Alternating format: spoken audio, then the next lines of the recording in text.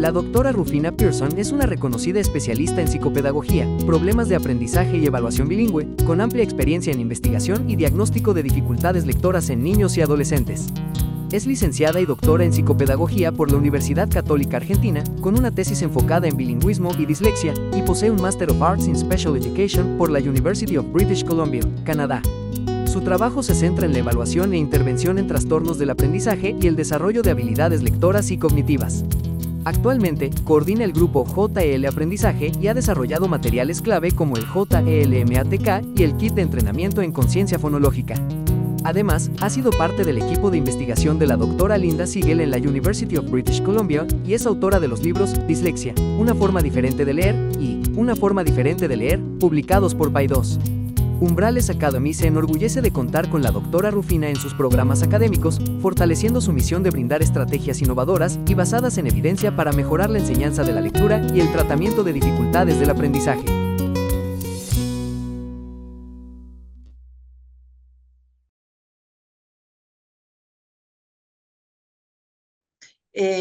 Un poco retomando, yo lo voy a hacer de una manera como por ahí distinta, desde una mirada más práctica y psicopedagógica, para entender qué es el proceso de evaluación de un niño, adolescente o adulto. ¿No? Es importante preguntarnos la finalidad de la evaluación. La finalidad de una evaluación es diagnosticar para luego planificar una intervención. Entonces, ¿qué es diagnosticar? ¿No? Y buscando definiciones de esta palabra diagnóstico, diagnóstico significa día a través, gnosis, el conocimiento, ¿no? Es que es algo que es apto de ser conocido. Entonces, diagnosticar sería un proceso de conocimiento de esta persona, ¿sí? No vamos a hablar de evaluar una habilidad, sino que vamos a conocer a esa persona que va a entrar en el proceso de evaluación. También, desde la mirada médica, diagnóstico significa determinar una enfermedad a través de un examen de signos y síntomas. Desde la mirada psicopedagógica, en vez de hablar de enfermedad, vamos a determinar una condición o un perfil de fortalezas y dificultades de esa persona, a través de qué, bueno, vamos a examinar signos y síntomas a través de pruebas estandarizadas que nos den evidencia de que tiene fortaleza o dificultad en la habilidad que estamos midiendo. Diagnosticar también significa examinar una cosa, hecho o situación para realizar un análisis o buscar una solución. Y es esto nuevamente que en la finalidad de la evaluación psicopedagógica va a ser llegar a un diagnóstico, ¿sí? Entonces es importante cuando nos consultan, hay que dar una respuesta a esa consulta, llegar al diagnóstico y poder determinar qué es lo que hay que hacer, darle una solución al problema por el cual nos consultan. Ahora, esto no es menor. ¿Cómo se llama esta evaluación psicopedagógica? Porque las palabras determinan lo que sabemos y lo que esperamos de las cosas. Y a veces se malinterpreta lo que se pretende de una evaluación psicopedagógica porque se la llama mal. Se la llama psicodiagnóstico, y psicodiagnóstico es una palabra que viene del campo de la psicología y que significa poder conocer todos los aspectos de la personalidad y emocionalidad de una persona y está sesgado a esa mirada. Luego, la palabra evaluación neurocognitiva viene del campo de la medicina, de la evaluación de adultos con algún trastorno degenerativo, que los médicos solicitaban que se evalúe su neurocognición, su capacidad para orientarse, cómo están sus capacidades cognitivas relevantes, que van a determinar si tiene una dificultad cognitiva, como puede ser pérdida de la memoria, pérdida de la atención.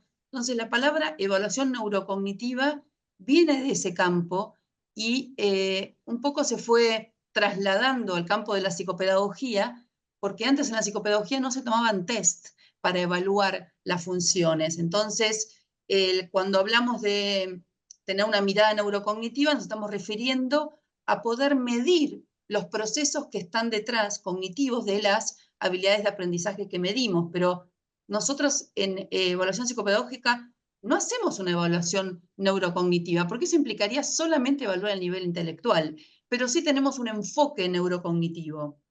Evaluación neuropsicológica viene del campo también de la medicina y de los pacientes que tenían alguna ACV también o algún trauma, donde el médico pedía evaluar funciones, a ver si estaban conservadas o estaban alteradas, ¿no? Y eran ahora deficientes, ¿no? Entonces se pedía también evaluar la función ejecutiva, también la memoria, la atención, bueno, distintas habilidades, y el informe que se brindaba con eso era poder hacer un reporte y un listado de cómo están las distintas funciones, para lo cual se toman test, ¿verdad?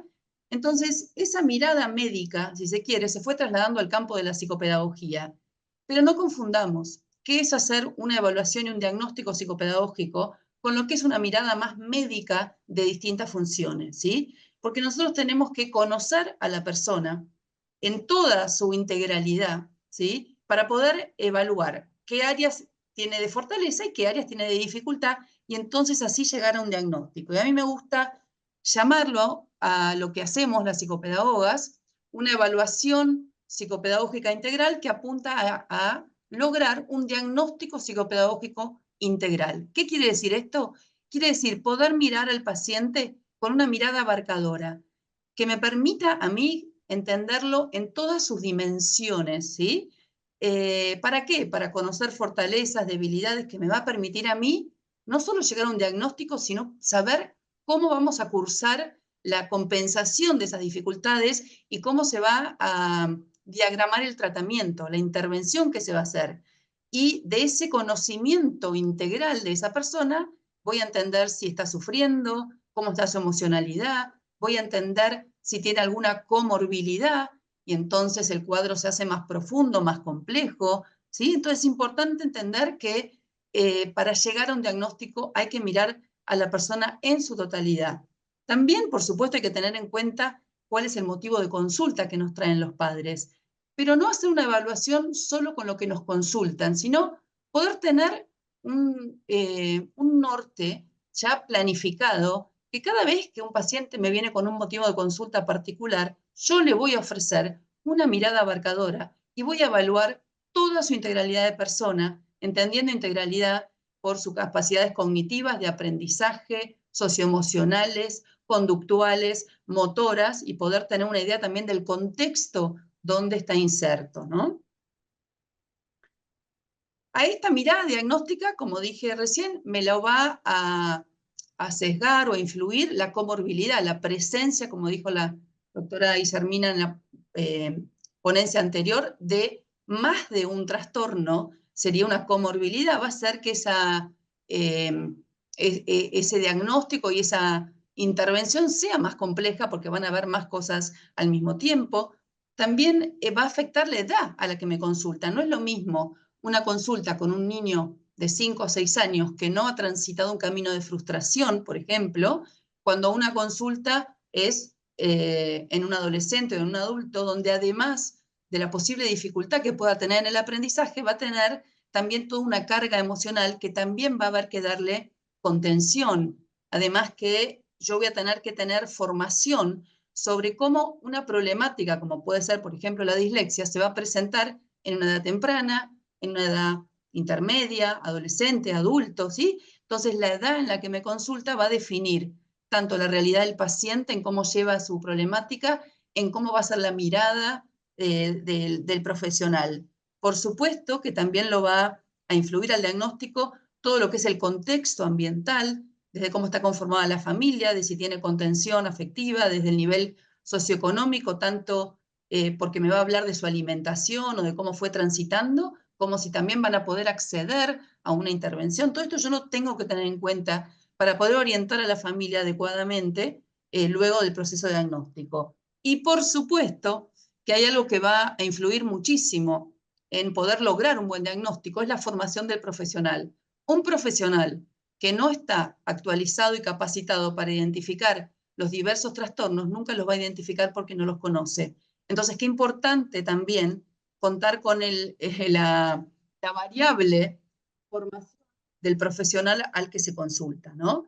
Entonces, como dije antes, un buen diagnóstico tiene que tener una mirada de todas las dimensiones, como algo también dijo la doctora Guillermina en la ponencia anterior, ella hablaba de distintas dimensiones, yo hablo de una mirada integral, donde en mi proceso de diagnóstico, que no va a durar ni 3 meses ni 6, sino que puede durar una semana o dos, con unas consultas. Primero me voy a reunir con los padres, ahora después vamos a ver qué voy a sacar de información de esa entrevista con padres, me voy a encontrar con el niño, y cuando me encuentro con el niño, que no necesito más de 8 horas de evaluación, que pueden dividirse en 2 días de 4 horas con descansos en el medio, porque es importante que yo llegue rápido a un diagnóstico para poder darle intervención rápida, porque si no, todo se retrasa. Y en esos encuentros poder evaluar en ese niño todas las dimensiones, desde su aspecto madurativo, si es un niñito, o si no, el aspecto más motor,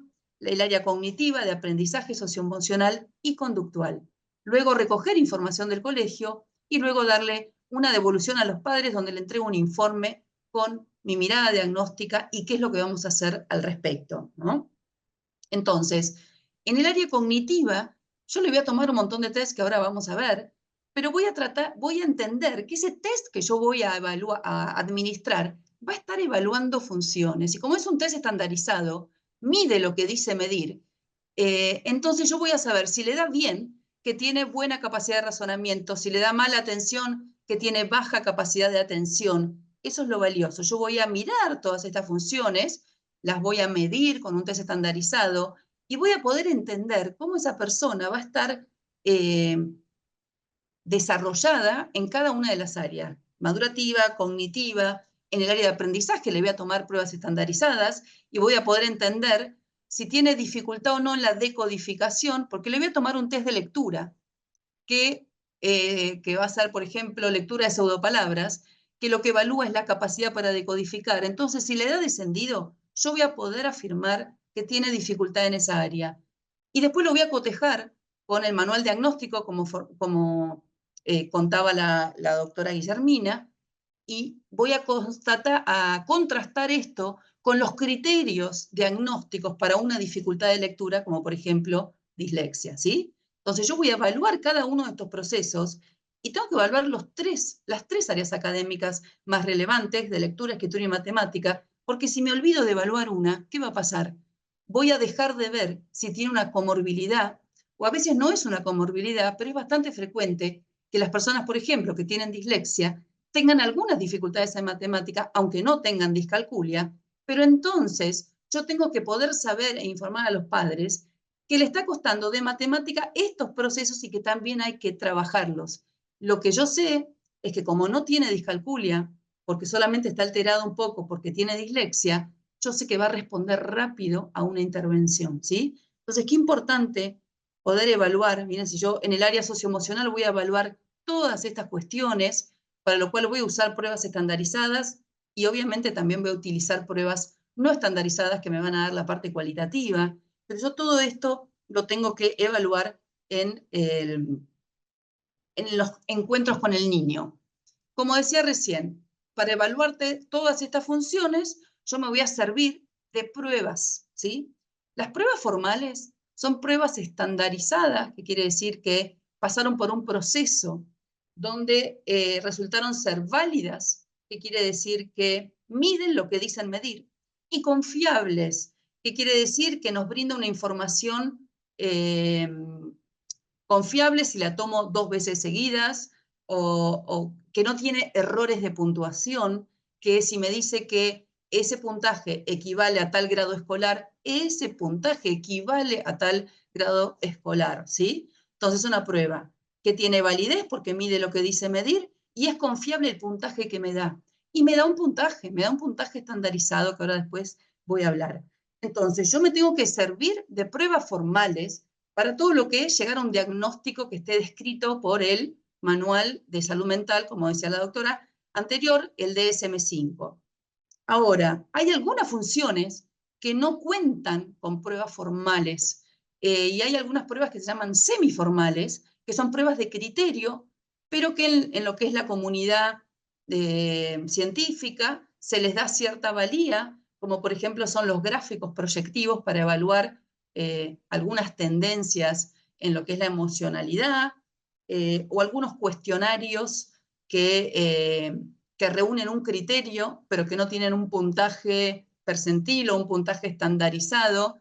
Y bueno, yo me voy a valer también de algunas de las pruebas semiformales para darle más color a los resultados formales, ¿sí? Como para enriquecerlos.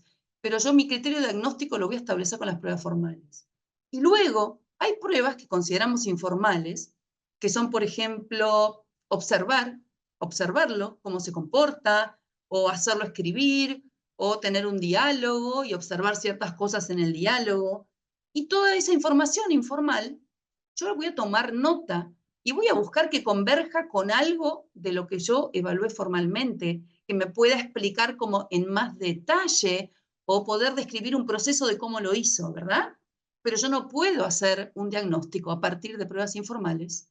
O sea, yo no puedo inventarme una prueba pedagógica y decir que tiene dislexia. No, no. Para yo decir que tiene un criterio diagnóstico que está descrito en el manual diagnóstico, tengo que utilizar pruebas formales. Ahora yo voy a completar mi evaluación con estos otros dos tipos de pruebas y esto es muy importante. ¿Por qué es importante? Porque yo voy a llegar a un diagnóstico, ¿verdad? Entonces, la prueba formal es una prueba que está estandarizada, como dije recién, y me va a dar un valor percentil. Un valor percentil es un puntaje dentro de la campana de Gauss que mostró, que yo lo voy a mostrar la ponente anterior, que me va a decir qué distancia tiene este niño respecto de la población de su edad.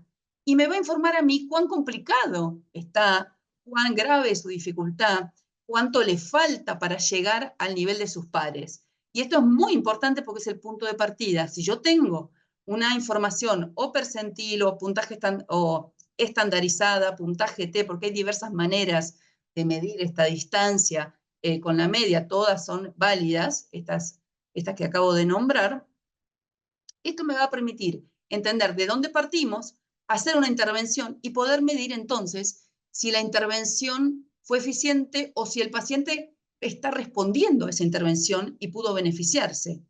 Estas pruebas son objetivas, por eso me permiten llegar al diagnóstico preciso y me permiten planificar la intervención. Y no es menor lo que voy a decir ahora. Cuando, por ejemplo, alguien me viene a consultar a mí y yo doy un informe escrito con los puntajes que obtuve en las distintas pruebas y mi diagnóstico, los padres tienen la capacidad y el poder de ir a hacer una interconsulta con otro profesional para que constate lo que yo digo o no. Y como yo le tomé pruebas estandarizadas, da también lugar a enriquecer esta mirada con la mirada de un neurólogo, un pediatra. Entonces, qué importante hacer nuestro trabajo de manera seria. Esta es la curva parecida a la que mostró la doctora anterior, que es la curva, se llama la campana de Gauss, donde la mayoría está en esa parte gordita, ¿no? Y me va a marcar, depende sea el puntaje percentil, puntaje Z, puntaje T, puntaje estándar, lo que sea que brinde, porque los test, por ejemplo, el test de inteligencia da puntaje estandarizado, donde la media es 100, mientras que un puntaje percentil, que dan las pruebas de aprendizaje, la media es 50, o una prueba de Conners que mide la conducta, te da un puntaje T, donde a partir de 70 se considera significativo. Es difícil, entonces es bueno que el profesional explique cuándo, según ese test, el valor empieza a ser significativo de dificultad, ¿no? O de extrema habilidad. Entonces, bueno, esto es muy importante, ¿sí? Esto le va a dar seriedad y precisión al diagnóstico. Pero, como dije recién, en nuestra batería diagnóstica yo voy a tener datos cuantitativos que están basados en las pruebas formales y donde yo voy a explicar y poner los puntajes. Y luego, este informe diagnóstico también va a tener una explicación. Es importante que el profesional explique qué significa eso, porque un papá no lo entiende. Y ese informe tiene que ser leíble y comprensible por cualquier actor que esté en la vida de ese niño. No es necesario hacer un informe para el maestro escondiendo información que se le dio a los padres, haciendo un informe para cada actor. No, tiene que ser un informe claro, que no diga nada exageradamente o que diga todo lo negativo, sino, por eso yo les digo, una mirada integral que pueda percibir en qué ese paciente tiene fortalezas y dificultades y nada le va a dañar a un niño que se diga, si se dice todo lo que sí puede y que lo que le está costando y encima dice el plan de intervención, ¿no? Entonces, ¿cómo hago para poder tener esta mirada integral? Un profesional debería tener una batería diagnóstica fija, ¿Qué quiere decir fija? Yo tengo que tener como profesional ya seleccionado para poder medir todas las áreas, un test para el área cognitiva, otro test para el área de aprendizaje, otro test para el área socioemocional, otro para el área conductual, ¿se entiende? Yo no puedo cambiar mi evaluación según el motivo de consulta de los padres, porque los padres vienen y te dicen, no, mi hijo tiene problemas de atención, pero si vos evaluás en todas las áreas te vas a dar cuenta quizás que ese problema de atención es porque tiene un problema de aprendizaje en la lectura, entonces se dispersa en clases, ¿entiende? Entonces, el motivo de consulta es un dato, no dirige lo que yo voy a evaluar. Lo que sí, bueno, yo me armo una batería y quizás cuando veo algo que se sale de la norma puedo agregar alguna prueba, ¿no? Entonces, una batería fija me permite detectar lo que se sale del acorde. Bien, una orquesta donde todo suena al unísono. Si yo siempre tomo una misma batería y tengo todas las áreas, como estoy acostumbrada a tocar esa obra, digamos, o a dirigirla, me voy a dar cuenta cuando algo se sale del sonido que debiera tener, ¿sí? Un buen clínico tiene una batería a la que está acostumbrado a tomar en todas las áreas y entonces va a poder percibir qué es lo que se sale y también va a poder integrar y poder hablar de esta persona en todas sus dimensiones, ¿sí? Entonces yo los animo, no sé si acá hay profesionales o los docentes, padres, a que se armen una batería para las distintas edades, seleccionen los test que tengan a mano o que sepan que son buenos para evaluar en cada una de las áreas. También es importante que el profesional sepa qué diagnósticos puede llegar a encontrar, ¿sí?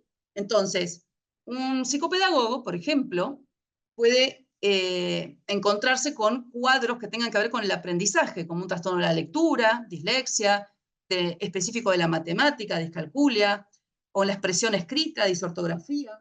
La disgrafía, si bien es un trastorno que lo llamamos del aprendizaje, es un trastorno de la grafomotricidad, entonces está en otra parte. Podemos encontrar un trastorno cognitivo, ¿sí? Como discapacidad intelectual, pero también superdotación, o un nivel bajo, o un nivel de talento en alguna área. Podemos darnos cuenta que tiene un trastorno del lenguaje, pero si yo no evalúo todas las áreas, no me voy a dar cuenta de esto. Entonces yo tengo que conocer como diagnosticador cuáles son los diagnósticos que me puedo llegar a enfrentar.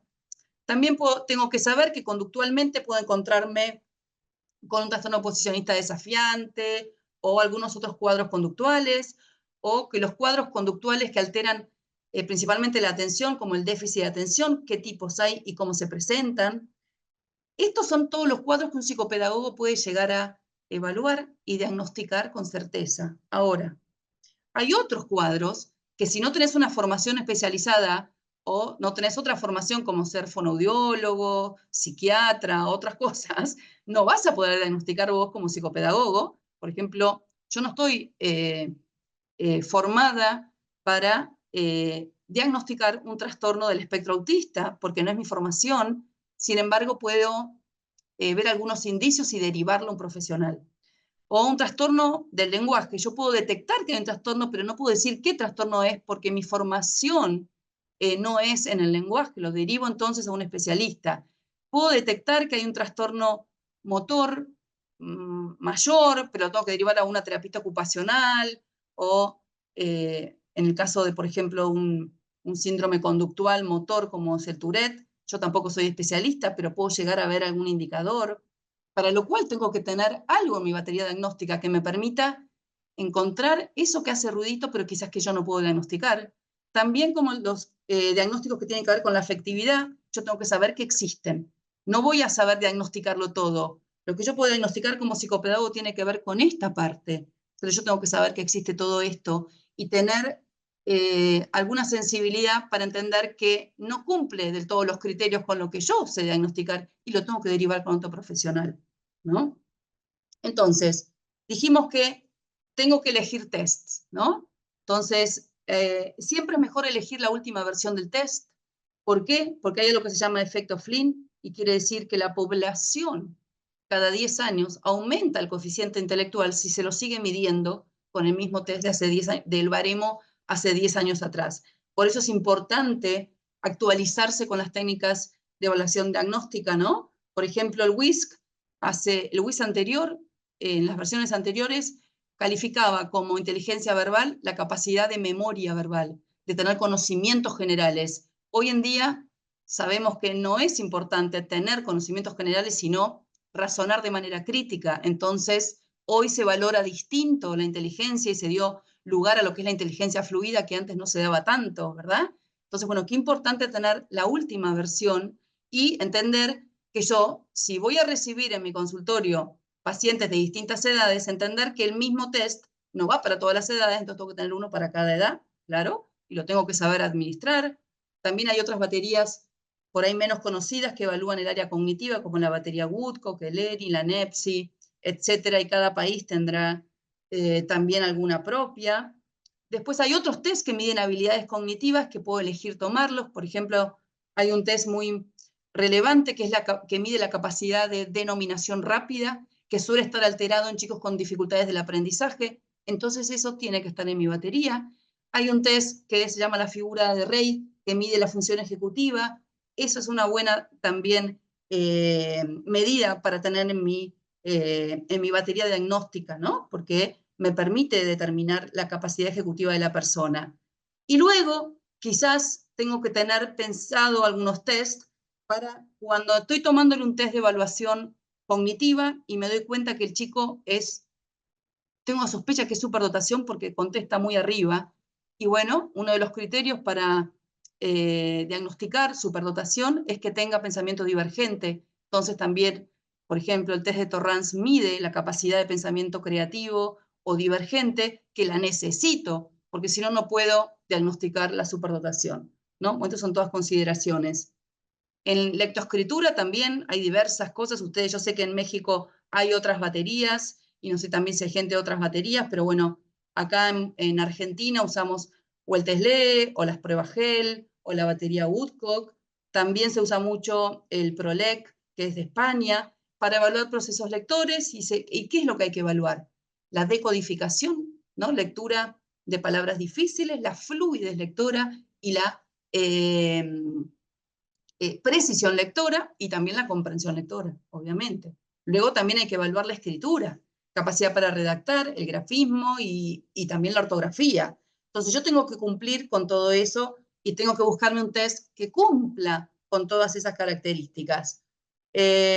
Bueno, acá hay otras pruebas también para sumar. En lo que respecta a matemática, también va a depender, obviamente, del país en el que estoy y qué está baremado en mi país. Y si no tengo nada, entonces puedo acudir a algo de habla hispana de un país cercano. Acá, por ejemplo, en Argentina tenemos la batería GELMAT para evaluar procesos matemáticos, o la batería Woodcock, la Procálculo, y también, como en lectoescritura, tenemos una batería de preescolares que miden el riesgo para tener o una dificultad matemática o el riesgo para tener una dificultad en la lectura.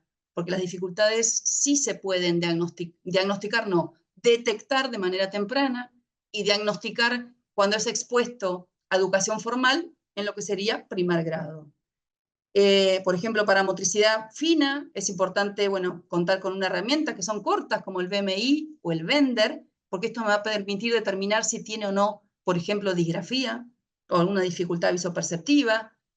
Luego, en el caso de que yo sospeche una discapacidad intelectual, así como en superdotación le tomo un test de pensamiento divergente, el manual diagnóstico dice que para diagnosticar una discapacidad, y yo me doy cuenta que tiene indicios de bajo nivel cognitivo, tengo que agregar en mi batería un cuestionario de conducta adaptativa, porque sin eso no puedo diagnosticar discapacidad, porque la discapacidad cognitiva se diagnostica con un bajo CI cognitivo, medido por una prueba como la Bechler, y también bajo desarrollo en lo que sería la conducta adaptativa.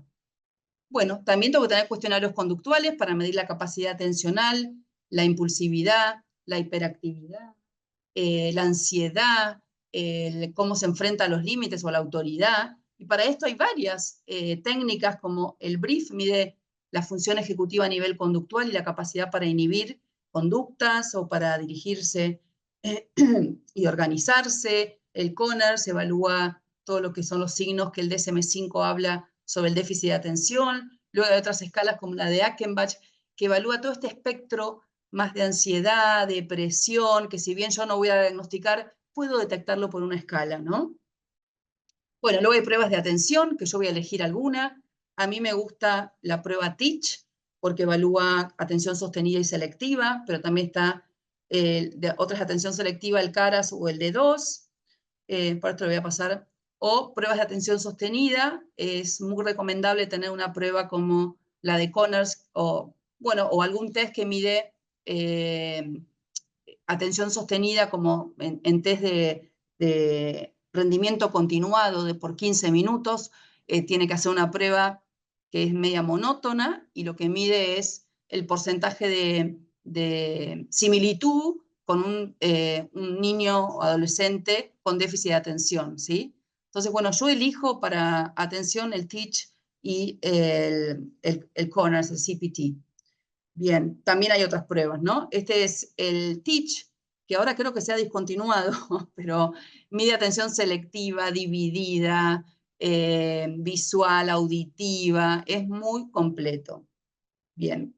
Luego, para evaluar toda la parte emocional, la verdad es que no hay test muchos test estandarizados. Sí hay uno que es el cuestionario de Pierce Harris, que fue adaptado por Casullo acá en Argentina, y mide el autoconcepto en niveles preescolar, escolar y universitario. Sí, te da un puntaje percentil, es muy interesante. Ahora sabemos que toda la parte emocional también se ve indicadores, ¿no? A través de lo que son las pruebas proyectivas, que son semiformales, que tienen que ver con los dibujos, por ejemplo, como el HTP, que hay criterios de patrones que se observan, pero yo no tengo certeza de que sea eso. ¿Se entiende? Entonces, es interesante tener una prueba estandarizada y luego esto como para darle más color o tratar de entender un poquito más cualitativamente, pero yo no puedo diagnosticar a partir de un dibujo, ¿verdad? Y luego, bueno, en psicología existen un montón de cuestionarios más, sí estandarizados, pero bueno, en una evaluación psicopedagógica yo voy a hacer algo como integral y no voy a profundizar todo, sí tengo que profundizar en cognitivo y aprendizaje, ¿verdad? Porque esa es mi tarea. Entonces, en lo que respecta a la entrevista con los papás, voy a buscar cuál es el motivo de consulta, que va a ser variado. Generalmente dicen es un vago, no presta atención, se olvida lo que aprende.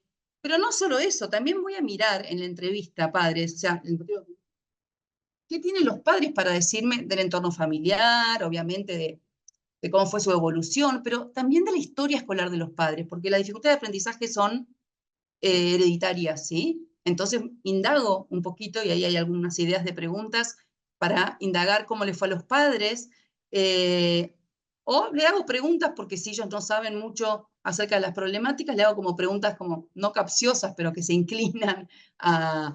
Yo le pregunto, por ejemplo, 7 por 8, entonces me doy cuenta si saben las tablas o no, y bueno, es una manera de saber si hay algún antecedente. Bien, o del chico, datos significativos. Obviamente su historia evolutiva, escolar. Es muy importante ver si el chico es autónomo en casa para los hábitos diarios.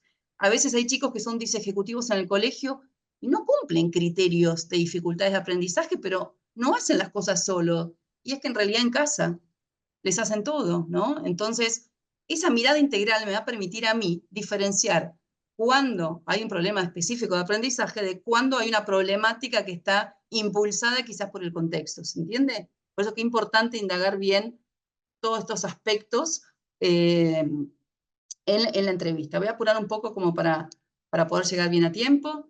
En lo que respecta a la evaluación del niño, entonces, yo le voy a tomar las pruebas estandarizadas, obviamente, para ver qué explora cada una y ver si va cumpliendo con los diagnósticos, ¿no? Con los criterios diagnósticos.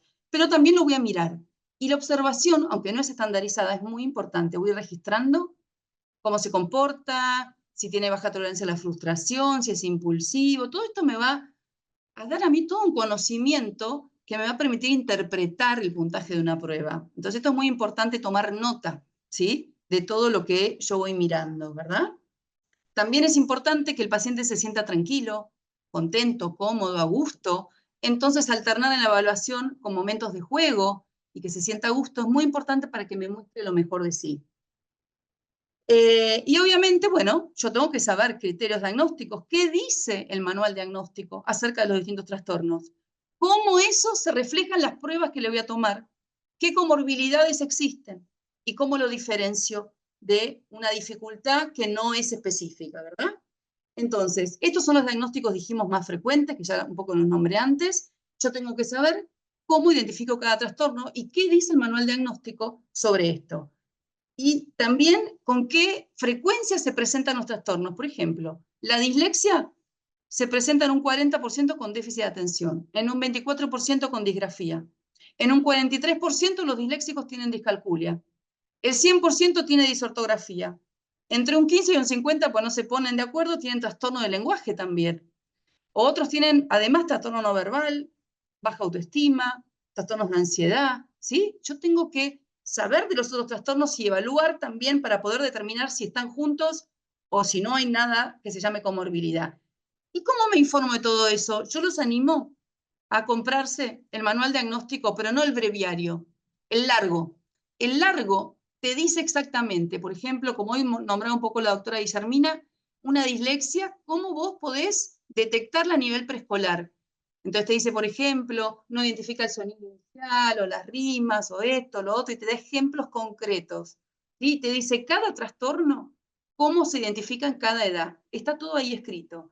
Pero acá yo quería destacar que este manual también dice que la mirada, yo tengo para formular un diagnóstico, tengo que mirar la historia clínica, ver los factores sociales, psicológicos, biológicos, tengo que tener una mirada integral.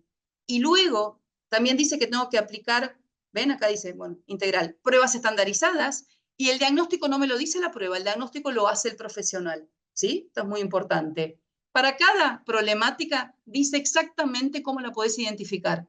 Y luego dice, si vos la diagnosticás, en el informe tenés que especificar el criterio diagnóstico, este numerito que dice en qué tiene dificultad. Esto es muy importante para las obras sociales, ¿sí? Por ejemplo, dislexia, ¿no? ¿Qué es lo primordial? Bueno, ahí dice, ¿no?, que tiene dificultad en la precisión, velocidad en la lectura de palabras, pero dice dislexia no es la que tiene dificultad en la comprensión, puede ser algo secundario. La dislexia tiene que ver con la precisión y velocidad, ¿sí? Acá especifica bien que alguien puede tener dificultad en la lectura, que incluye tanto lectura como comprensión, pero dislexia, dice, se caracteriza por problemas en el reconocimiento de palabras en forma precisa o fluida, deletrear mal, poca capacidad ortográfica, y después especifico si además está alterada la comprensión, el pensamiento matemático, lo digo después. ¿Okay? Pero entonces el manual me va a decir a mí cómo hacerlo, para lo cual le tengo que tomar una prueba estandarizada. Y tengo que tener en cuenta, que también dice el manual, que esto no se explica, como dijo la doctora, por la inteligencia. Entonces la inteligencia en el rango promedio, ¿ok? Eso me lo dice. Después, por ejemplo, con discalculia. El manual diagnóstico dice que una persona puede tener dificultades matemáticas, ¿sí? Las dificultades pueden ser en el sentido de los números, para memorizar las operaciones aritméticas, en el cálculo correcto fluido, en el razonamiento matemático. Pero discalculia, ¿sí? Es un término que indica problemas para procesar información numérica, aprender operaciones aritméticas, cálculo correcto o fluido. Y después puede ser que esto impacte en el razonamiento, pero la discalculia definida por el DSM-5 tiene que ver con un sentido del número, que bueno, esto no lo voy a explicar ahora, lo deben haber escuchado en otra charla, mal establecido y dificultad para aprender y procesar información numérica, las combinaciones numéricas, y para lograr cálculo correcto y fluido, ¿sí? Entonces, acá un poquito para que lo entiendan, para poder procesar el número yo tengo que entender que la forma verbal se corresponde con una forma arábiga y que a esa forma arábiga también le corresponde una magnitud particular. El manejar esto con fluidez va a hacer que yo pueda operar con cantidades. ¿Qué es lo que pasa en alguien con discalculia?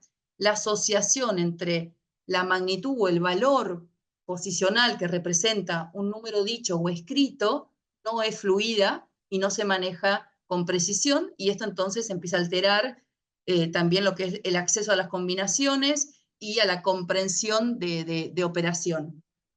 Entonces, voy a poner un segundito, bueno, este es un, por ejemplo, este es un, Joao es un chico que tiene dislexia y tiene dificultades matemáticas, pero no tiene discalculia. Entonces, el manual claramente dice que vos podés tener problemas en matemáticas, que no siempre es discalculia. Por ejemplo, la dislexia tienen problemas en operatoria porque tienen mala memoria verbal, igual que los que tienen discalculia, pero no tienen discalculia. Y la buena noticia es que si yo le enseño estrategias va a salir adelante. Mientras que si tiene dislexia y discalculia, las dificultades en matemáticas son más grotescas y severas, ¿no? Luego, por ejemplo, la disgrafía y la disortografía. La disgrafía es una dificultad específica en la calidad, legibilidad y fluidez de la escritura, pero en el manual diagnóstico está descrita como trastorno del desarrollo de la coordinación, y la disortografía como una dificultad en lo que sería la expresión escrita, ¿sí? Déficit de atención, bueno, ya habló un poquito la doctora, pero son niveles inmaduros en la atención, impulsividad e hiperactividad, y el manual claramente dice cómo diagnosticó, que se movía hasta cuando estaba evaluando. Después otro trastorno, por ejemplo, el trastorno no verbal no está en el DSM-5, pero sí está reconocido por la población científica, y yo tengo que saber cómo se identifica este trastorno. Se identifica por una diferencia entre el CI verbal y el CI visoespacial. Ven que acá, por ejemplo, tiene verbal, le da 82, en la escala ejecutiva este era el WIS viejo, 63, entonces tiene una discrepancia muy significativa. ¿Y dónde está el problema? En la organización perceptiva, y este trastorno se asocia a discalculia, a trastornos motores, a dificultades en la sociabilidad, ¿no? Entonces yo tengo que saber eso porque si no nunca lo voy a poder diagnosticar. Pero qué importante formarnos acerca de todos estos criterios para poder realmente llegar a un diagnóstico preciso. Y en lo cognitivo, dijimos, discapacidad intelectual está sumamente bien descrita en lo que es el DSM-5, con un déficit cognitivo medido por una prueba estandarizada que tiene que darle todo coeficiente intelectual 69 o menor, y además la conducta adaptativa descendida, y en lo que es bajo rendimiento cognitivo son chicos más en el nivel límite, o en los 80, que les da todo bajito en ese nivel, pero no es discapacidad, pero sus aprendizajes suelen estar todos bajos, y eso es muy importante entenderlo, porque quizás no es una dificultad específica como dislexia o discalculia, sino que tiene que ver con su bajo desarrollo cognitivo, y esto es bastante frecuente de encontrar en población vulnerable. Y luego, como dije antes, para poder diagnosticar superdotación y talento, yo tengo que evaluar todo, pero además, en el nivel cognitivo tiene que ser de 130 o más en todas las áreas y tener pensamiento divergente, ¿sí? O también puede ser que tenga talento en un área o en algunas, pero no llegar a ser, entonces, superdotación, sino multitalento, por ejemplo. Y esto es importante porque esto me va a mí permitir tomar decisiones. Lo adelantamos de grado, no lo adelantamos, le hacemos un plan de enriquecimiento. Cuando yo diagnostico en forma precisa y tengo toda la dimensionalidad de la persona, le voy a poder dar indicaciones adecuadas. Este es un caso, por ejemplo, de un paciente que tenía talento en el área verbal, ¿sí? Buen rendimiento matemático y en lectura, pero en escritura, si bien podía redactar bien, tenía disgrafía, ¿sí? Le llevaba más tiempo. Bueno, ven, todas estas cosas se encuentran si yo evalúo todo, si no, yo no lo voy a encontrar nunca. Entonces, una vez que terminé de evaluar todo, tengo que armar un perfil por área de fortalezas y dificultad. Cuando yo hago esto, este cuadrito completo me va a dar a mí los criterios diagnósticos. Yo con esta organización de la información voy a poder llegar de manera más ajustada a un diagnóstico, a cuáles son las adecuaciones y cuáles van a ser los objetivos del tratamiento, ¿sí? Ahora tengo que poner esto por escrito. Entonces, el escrito lo voy a hacer por áreas. Voy a hacer el área cognitiva, voy a poner el puntaje del test intelectual, la explicación, así con cada área. Luego voy a poner el diagnóstico escrito con el código del DSM-5 en el que me estoy apoyando. Voy a poner las indicaciones y objetivos de la intervención, ¿sí? Por ejemplo, caso Catalina, ¿tá? 7 años, segundo grado, los padres consultan porque escribe en espejo, confunde la B con la D, ¿no? Estuvo con el tema de la pandemia, pero en la familia hay antecedentes de dificultades de aprendizaje. En el área cognitiva tiene inteligencia normal, con mayor habilidad en lo que es visoespacialidad, pero bueno, tiene memoria de trabajo un poquito más bajo, le cuesta la memoria tanto verbal como visual, ¿no? Acá el pensamiento matemático está un poco comprometido también, lo que es equivalencias. ¿Qué más? La figura de Rey, que mide función ejecutiva, está bien, entonces una chica que tiene capacidad ejecutiva. Ah, perdón, la prueba RAN, que mide velocidad de nominación, está bien, es decir, que no hay algo más de origen lingüístico que pueda estar afectando esto. Las pruebas de lectura, a pesar de esa buena inteligencia, le dan bajo la fluidez, ¿sí? Ella comprende, pero tiene baja fluidez. Cuando lectura por la prueba medida de Woodcock no le pongo el tiempo, lee bien. Entonces, acá el problema es que lee poco fluido, ¿sí? Y poco preciso cuando le doy pseudopalabras. Pero redacta bien, su lenguaje está muy bien. A ver, matemática. Matemática tiene rendimiento discrepante. Vieron que les dije que muchos que tienen dislexia, al principio les cuesta el sistema de numeración y la operatoria puede estar alterado, que es justamente lo que le toca a ella, pero tiene buena capacidad de conteo y hace algunos cálculos mentales, con lo cual yo no puedo decir que tiene discalculia, pero sí está alterada la matemática por la dislexia. A nivel atencional, el CPT dice que tiene alta compatibilidad con déficit de atención, el cuestionario de arriba. No obstante, padres y docentes dicen que en el colegio sostiene la atención. Entonces, un test no me diagnostica déficit de atención a mí. El diagnóstico lo hago yo. Como yo pongo todo sobre la mesa y no tengo nada, ni en el ambiente familiar ni en el colegio, que responda a problemas de conducta o de atención, sino que falla en la prueba atencional, entonces uno falla por algo cognitivo, por su problemática de lectura, pero no tiene déficit de atención. Todo esto yo lo voy a poder entender así, de manera integral. Su autoestima está bien, los gráficos acá no los incluí, pero la prueba de autoestima está bien, su grafomotricidad está bien, descarto disgrafía, descarto problemas con la autoestima, me establezco las habilidades y las dificultades, y ven las dificultades en la memoria de trabajo, la fluidez lectora, de escritura, el sistema de numeración operatoria y atención, pero tiene buena inteligencia, estima, etcétera. Y la conclusión es que Catalina tiene dislexia, ¿sí? Entonces lo explico, lo pongo ahí con el código, luego digo qué intervención corresponde, psicopedagógica, 2 veces por semana, qué hay que hacer en la intervención, entonces yo lo detallo, todo eso lo puedo saber porque hice una evaluación integral y solicito que se evalúe para establecer el pronóstico, para establecer la gravedad de esto también, ¿no? Si responde o no a la intervención y le doy indicaciones a la familia y al colegio. ¿Qué adecuaciones se necesitan, ¿sí? Para poder llevar adelante este caso de manera exitosa. Bueno, y terminé medio con 1 minuto nada más, pero por si quieren hacer alguna pregunta. Muchas gracias, doctora, por la excelente información que nos ha transmitido el día de hoy. Em, no sé cuánto tiempo tenemos para un par de preguntas, a lo mejor. Dale. Ok. Total es el fin del foro. Exacto. María Fernanda tiene su manita levantada. Por favor. Sí, yo tengo una pregunta.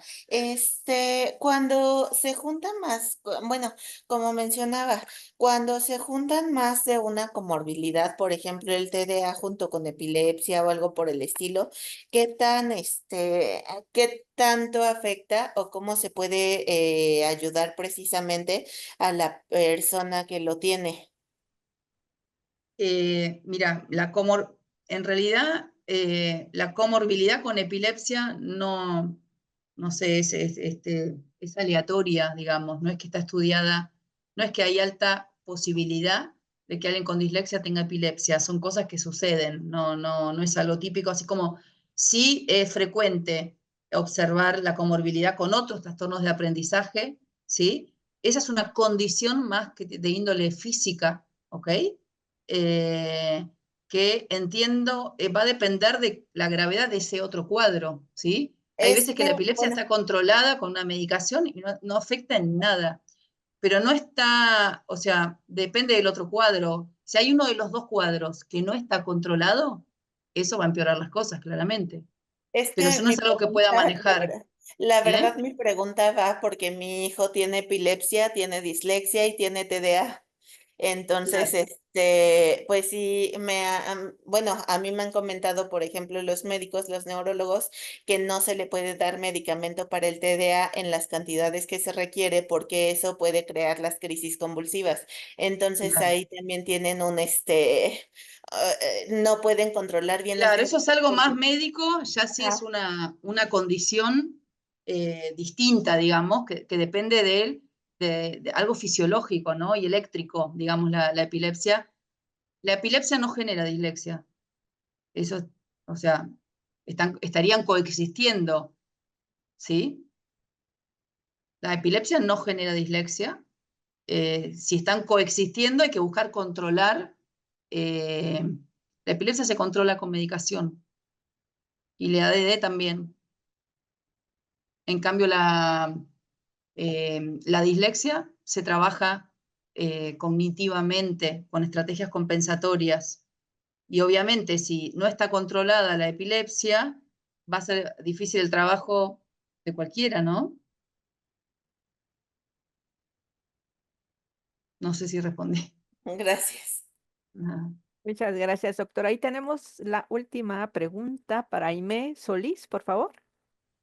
Bueno, buenas tardes. Primero que nada, muy interesante su tema y mi pregunta va tengo un alumno, bueno, es de ciclo escolar que desde mi perspectiva tiene dislexia, pero el año anterior tuve a su hermana y también tenía dislexia. Entonces, mi pregunta es, ¿la dislexia podría ser heredada? O sea, que a lo mejor su mamá también la tenga o bien Eso es en la aprendida, podría evaluación ser aprendida. se le hace pregunta a los padres porque es hereditaria, es genética. Si bien, Ok. como también decía la doctora anterior, no se estableció qué gen es el de la dislexia, porque hay como intervención de varias partes de distintos genes, sí se ve en estudios de neuroimagen que las áreas del cerebro que se tienen que dedicar a la lectura funcionan distinto y esto se ve que hay carga hereditaria porque se ha probado en gemelos monocigóticos, ¿no? Se ha encontrado en familias de una tras otra. Entonces, si vos ya sabés que la hermana tiene dislexia y notás alguna dificultad en este otro alumno, probablemente sea dislexia. Hay que decir a la mamá que le haga el diagnóstico, la evaluación, digamos. Pero también podría ser aprendida, o sea, porque yo también vi a No. la mamá escribir y la mamá le escribía mal. Entonces, Y podría porque ser la que lo mamá haya debe tener estudiado dislexia, porque es y hereditaria. desglosado. No, Ok, ninguna mala enseñanza genera dislexia. ¿Se entiende? muchas gracias. Una cosa es mala enseñanza, la mala enseñanza se soluciona con enseñanza. Ninguna mala enseñanza genera dislexia. La dislexia es un patrón muy específico y que se utilizan pruebas específicas que lo discriminan. ¿Sí? ¿Vieron? ¿Se acuerdan cómo leía este chiquito? Bueno, lo puse cortito para que alcanzase el tiempo, pero cambia una letra, la da vuelta. Bueno, y además hacen pruebas fonológicas que le van a costar. Muchas gracias. De nada. Pues muchas gracias, doctora Pearson. Un honor haberla tenido aquí a nombre de Instituto Umbrales y de todos los que nos hemos beneficiado de esta excelente ponencia, pues le damos las gracias. Bueno, a ustedes. Esperamos vernos próximamente. Dale, hasta luego.